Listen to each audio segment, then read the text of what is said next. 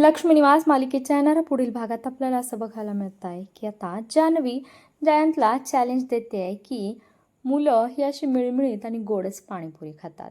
ती तिखट पाणीपुरी अजिबात खाऊ शकत नाही आणि हिंमत असेल तर मला ती खाऊन दाखवा. चॅलेंज दिल्यामुळे जयंत तिखट पाणीपुरी खातो, पण त्याला प्रचंड त्रास होऊ लागतो आणि तो जमिनीवरच कोसळतो. हे पाहून घरातले सर्वजण जयंतची काळजी घ्यायला त्याच्याकडे पळत येतात. श्रीनिवास आणि लक्ष्मी तर प्रचंड घाबरलेले असतात. त्यानंतर जयंत शुद्धीवर येतो आणि श्रीनिवास त्याला विचारतो की तुला ही तिखट पाणीपुरी कोणी खायला सांगितलेली आहे? तुला जर त्रास होत असेल तर तू कशाला पाणीपुरी खाल्लीस? मला त्याचं नाव सांग.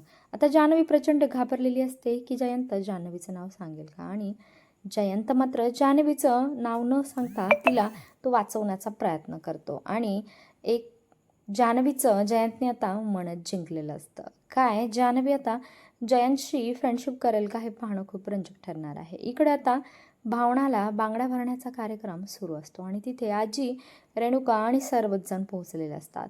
बांगड्या भरणाऱ्या व्यक्तीने मात्र आजीला बांगड्या भरायला नकार दिलेला असतो, कारण ती म्हणते की विधवा बायकांना अजिबात ह्या हिरव्या बांगड्या भरल्या जात नाहीत.